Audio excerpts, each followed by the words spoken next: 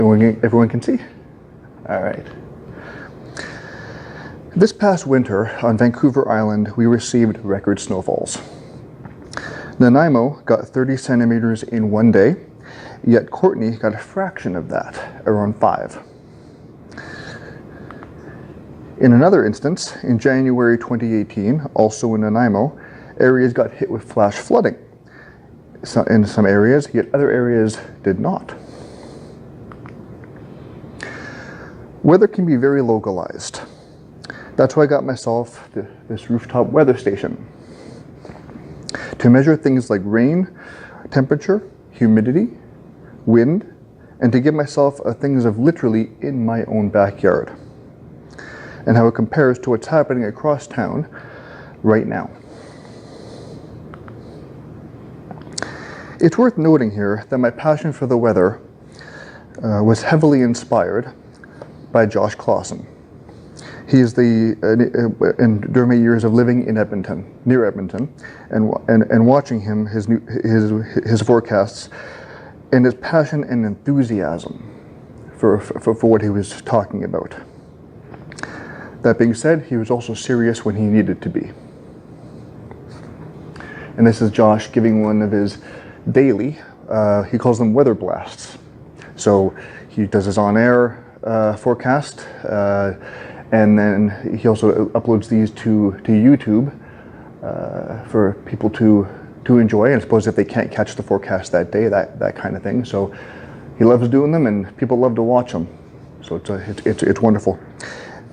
And he also does, and to get a better sense of what I'm talking about, you can actually go to the websites that are listed on the cards in front of you to view his weather blasts and what he calls weather watchers as well, which is where he goes to different schools, usually grade 5 classes, and teaches them about the weather. All right. This is in addition to checking local weather stations online and in real time. This is a map, obviously, of Courtney and Comox. And the blue dots, might be hard to see from where you're sitting there, let's do that. So here, here, and here, those are all weather stations, backyard weather stations, 2 of which happen to be mine. That one and that one.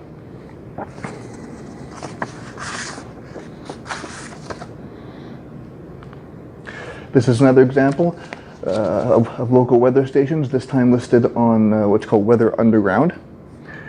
And as you can see, the temperatures vary slightly from one area to the other.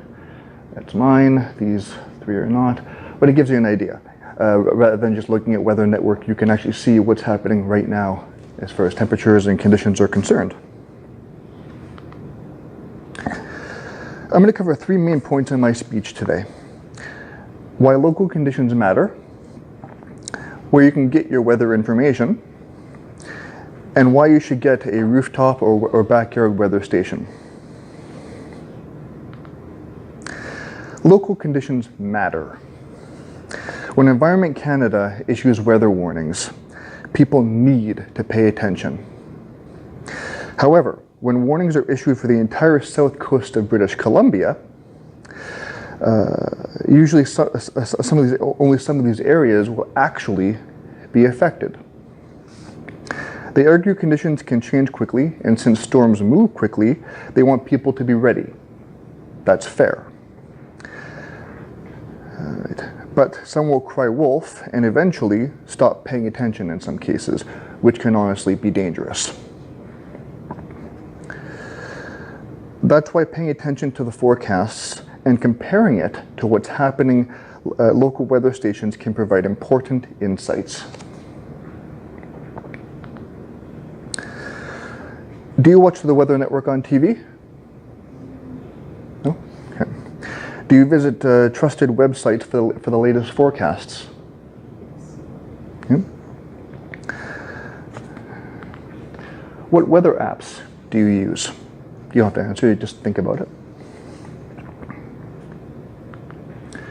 Speaking of weather on TV, it reminds me of the countless times during storms when my mom has complained about that she turns on the Weather Network watches it for a half hour, and then there's only a brief passing mention of the huge thunderstorm or snowstorm that's hitting our area right now, and then it's back to whatever else they feel like covering, frankly.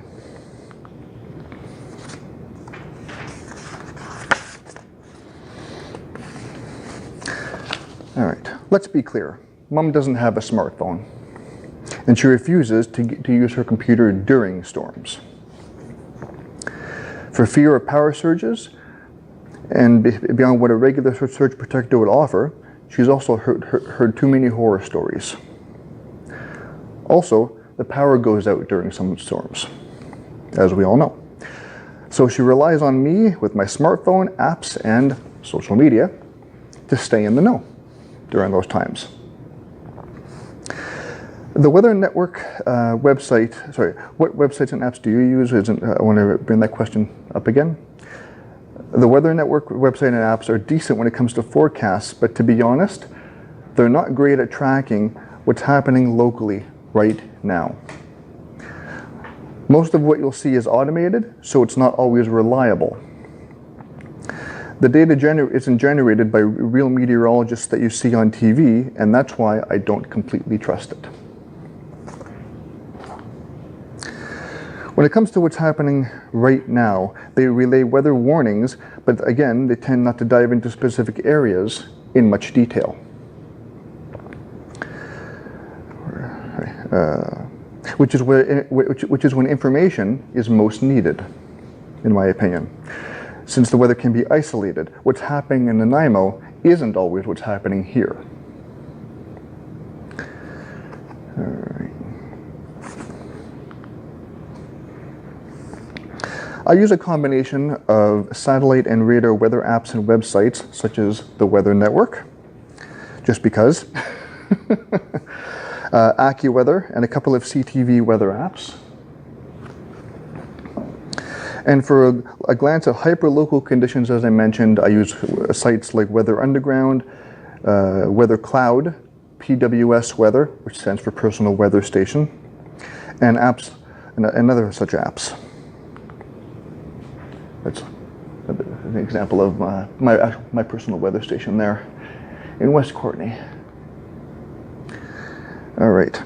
Also, I'm glued to social media, especially Twitter, for real-time reports from meteorologists and storm chasers, and people, frankly, like you and me, who happen to use those services. It's very useful. And they use hashtags such as AB Storm and BC Storm to kind of help keep things a bit organized.